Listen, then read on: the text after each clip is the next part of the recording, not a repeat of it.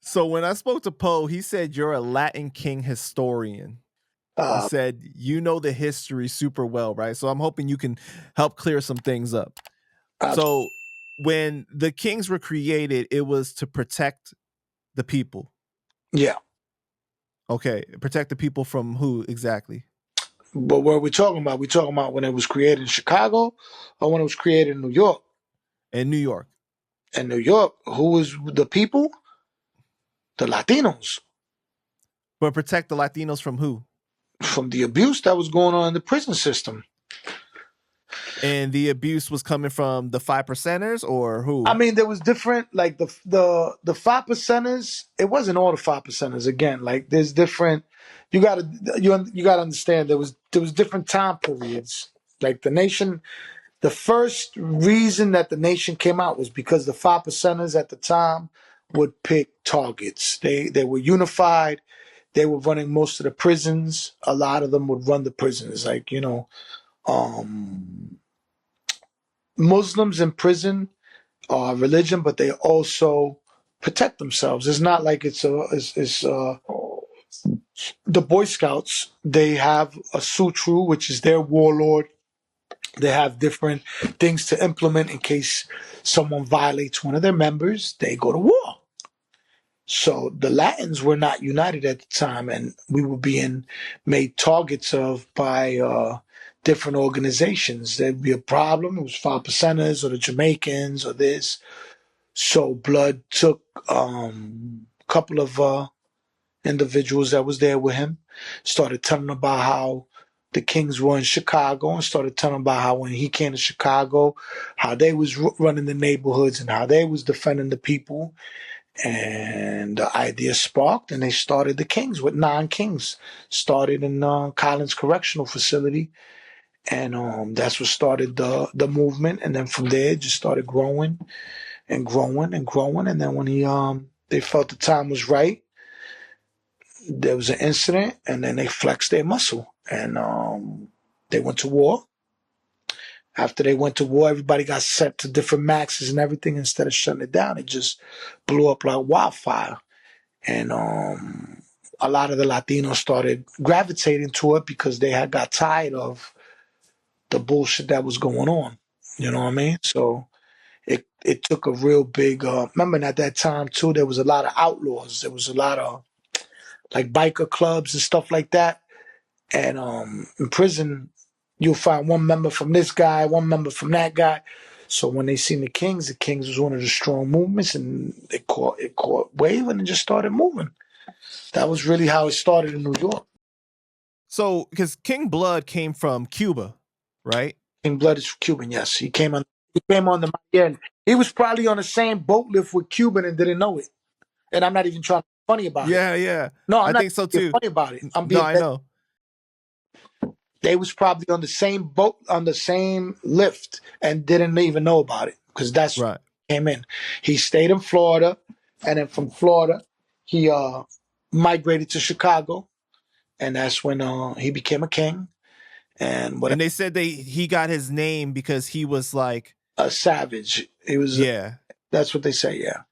And then he left and he went to New York because of what? Supposedly whatever he was doing out there. I never met King Blood. Right. And so he created the faction in New York without the approval of Chicago, right?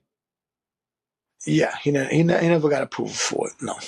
And then there was a meeting that happened after the fact with people from Chicago. There were several meetings. Several meetings, okay. Yeah, but obviously, and then it was accepted at that point. New York, yes, it got accepted. I mean, there was different leadership. One leadership tried to make it a certain way, and certain things came to flourish. Then there was other things, but you know what it is in Chicago. There's a lot of different things going on, and you know, those are certain things that I just not gonna really get too much into. Right. I got you. But there was different things. But I could tell you this though, They love us just as much as we love them.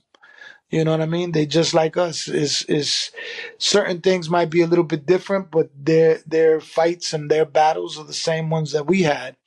It was just with different.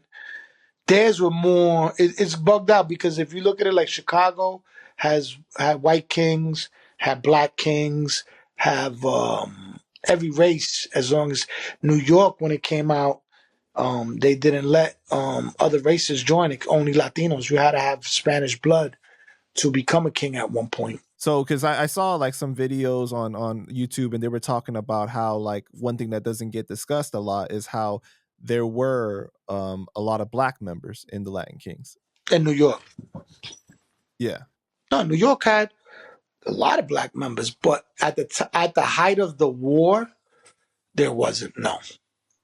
Height of the war, you're talking now. Look, you're talking 93 was like when the shit exploded with the war with the Bloods exploded, and at that time, I think it was like a lot of anybody that was black was getting labeled, which is unfair at the time too. But a lot of people were getting labeled. Oh, he's blood. He's blood. He's blood. He's blood. Just because of the color of their skin, you know, and everybody that was Spanish was labeled King or Nieta. So it was more of a, you know, everybody was just seeing things in black and white. It was like, this is this is that.